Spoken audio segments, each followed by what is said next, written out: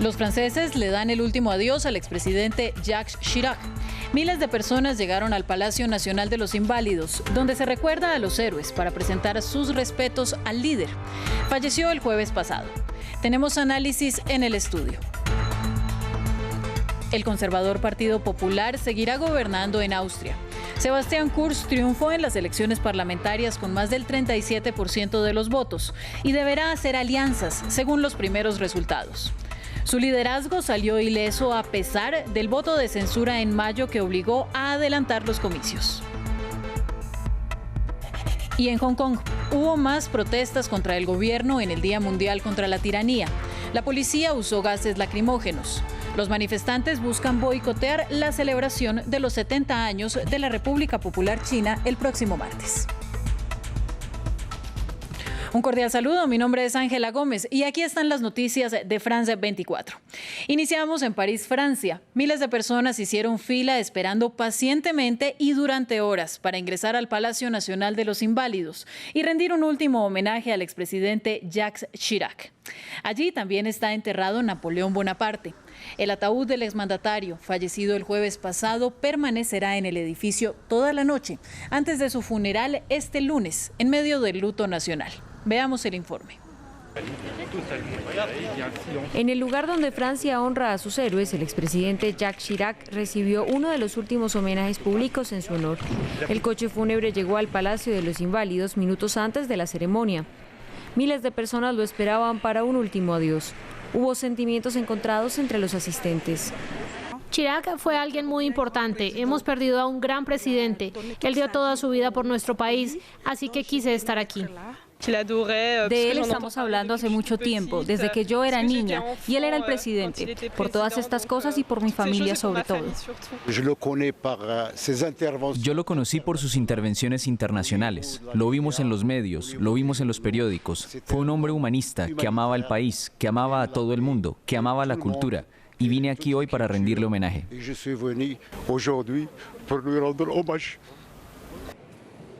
Bajo la lluvia, la espera fue larga. Antes de abrir las puertas al público, se llevó a cabo una ceremonia interreligiosa. Après la joie et l'amour qui ont illuminé sa vie. Para el lunes se tiene planeado un homenaje solemne en París, al que se tiene previsto asista el actual presidente francés Emmanuel Macron, así como una treintena de jefes de Estado y de gobiernos extranjeros. Vamos a ampliar la noticia y por eso está con nosotros en France 24 Emre Durez, profesor asistente del Departamento de Relaciones Internacionales de la Pontificia Universidad Javeriana de Colombia. Profesor, bienvenido a France 24. Buenas tardes, Ángela. Gracias por la invitación.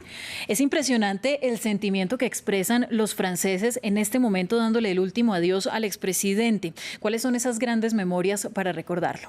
Sí, es importante porque él ha estado en el primer plano de la política francesa desde los años 70. Ocupó cargos muy importantes de ministros, ministro del Interior, ministro de Agricultura sobre todo, y 2 veces primer ministro y presidente finalmente entre 1995 y 2007. Entonces es recordado como un hombre político muy importante, muy cercano a la gente, alguien definido como simpático, todo el mundo lo vio un día.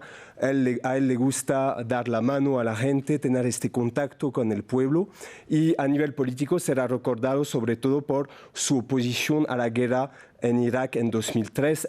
Él salvó un poco el honor de Europa frente a Tony Blair, frente a José María Aznar, frente a Silvio Berlusconi. Lo que le costó en su momento relaciones muy difíciles con los Estados Unidos. En su tiempo lo llamaban el bulldozer, siempre por sacar adelante todos los proyectos que se proponía.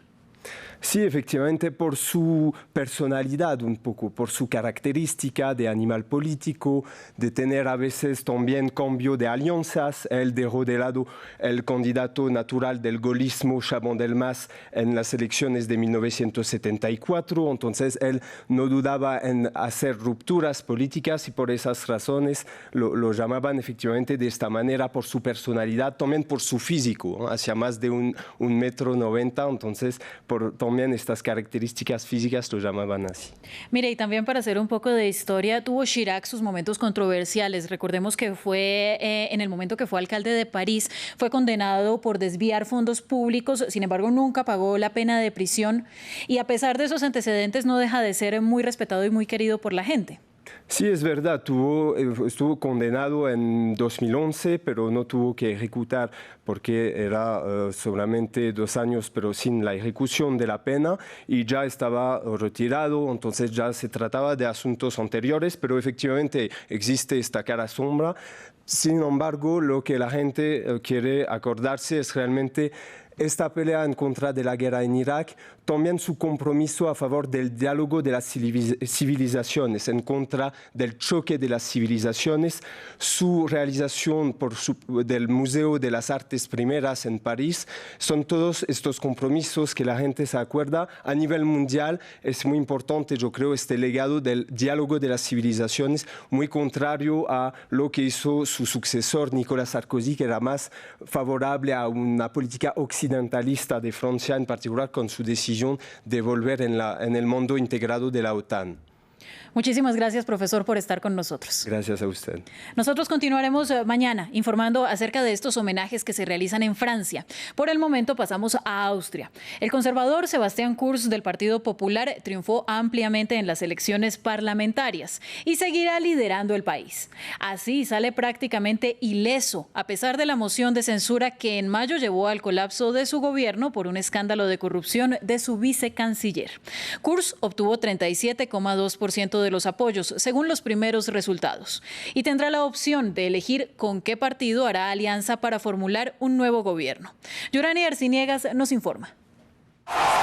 Un canciller destituido en mayo por una moción de censura, pero que vuelve a ser elegido por los ciudadanos en las elecciones parlamentarias. Sebastian Kurz, líder del Partido Popular de Austria, se coronó como el gran triunfador de los comicios de este domingo, luego de que su movimiento obtuviera el primer lugar y más diputados que en las legislativas de hace 2 años. Es un resultado histórico para nuestro partido. Trataremos de sostener buenas conversaciones con todos los otros partidos en el Parlamento y luego tratar de formar un gobierno que funcione para la gente de Austria. Pese a su triunfo, Kurz necesitará aliados. Deberá elegir o negociar con los socialdemócratas, los ultraderechistas y los verdes. La líder de los socialdemócratas, que obtienen el segundo lugar, aseguró que no está satisfecha con los resultados. Esto no es lo que esperábamos. Esto no es por lo que luchamos durante semanas, día tras día y hasta el último minuto. Uno tiene que ser lo suficientemente honesto para decir no estamos satisfechos con ello. Los ultraderechistas, Partido de la Libertad de Austria, en el tercer puesto y que formaron la coalición anterior con Kurz, perdieron cerca de 10 puntos en comparación con 2017, tras escándalos de corrupción, la ruptura de la alianza y una moción de censura que tumbó el Ejecutivo y obligó a comicios adelantados. Los verdes, en cuarto lugar, obtuvieron alrededor de 10% más de votos que en las anteriores elecciones y ya señalaron que no se aliarán al líder conservador a menos de que haya un giro radical en sus políticas. Mientras se logra un acuerdo de gobierno, la canciller interina Brigitte Bierlein seguirá dirigiendo el país. En violentos enfrentamientos terminó en Hong Kong una nueva jornada de manifestaciones. La policía lanzó gases lacrimógenos, cañones de agua y balas de goma para dispersar a los manifestantes y tanques de agua de color para identificarlos. Y es que ahora las multitudinarias concentraciones que piden mantener la independencia de la región buscan sabotear la celebración de los 70 años de la República Popular China el próximo martes. Informe de Daniela Blandón. Escenas como esta ya son comunes en Hong Kong. Decenas de miles de manifestantes continúan en las calles en el 17º fin de semana consecutivo de protestas prodemocráticas, en las que piden voto universal y la liberación de activistas presos. Este domingo se concentraron frente a la sede de gobierno con un nuevo objetivo: conmemorar el Día Mundial contra la Tiranía. Esto es más que una protesta contra la situación en Hong Kong, es una protesta contra la tiranía de Beijing. Ya no es un mensaje para el gobierno de Hong Kong, sino para el mundo, que queremos democracia y libertad ahora. Activistas vestidos de negro se enfrentaron con la policía en una de las jornadas más violentas desde que iniciaron las protestas hace casi 4 meses. A escasos kilómetros, una marcha pro-China, pacífica y menos concurrida. Estoy orgullosa de ser china, orgullosa de vivir en Hong Kong.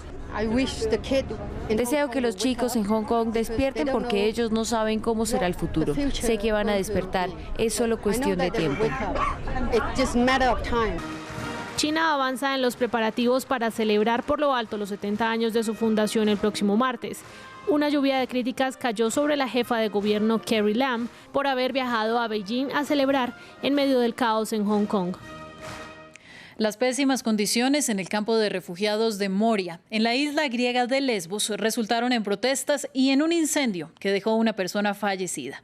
Pero la cifra puede crecer. Informe de David González. Caos en la isla griega de Lesbos, lugar de uno de los principales campos de recepción de refugiados de Europa y que está en el ojo de las organizaciones de derechos humanos por las malas condiciones en las que malviven miles de personas que buscan protección. Aún para los miembros del Parlamento Europeo es difícil de creer lo que pasa en su suelo. Esto está sucediendo bajo nuestra vigilancia en Europa. Es profundamente vergonzoso y enfurecedor. Es el resultado de las decisiones políticas y algunos todavía tienen el valor de llamar al acuerdo de Turquía un éxito.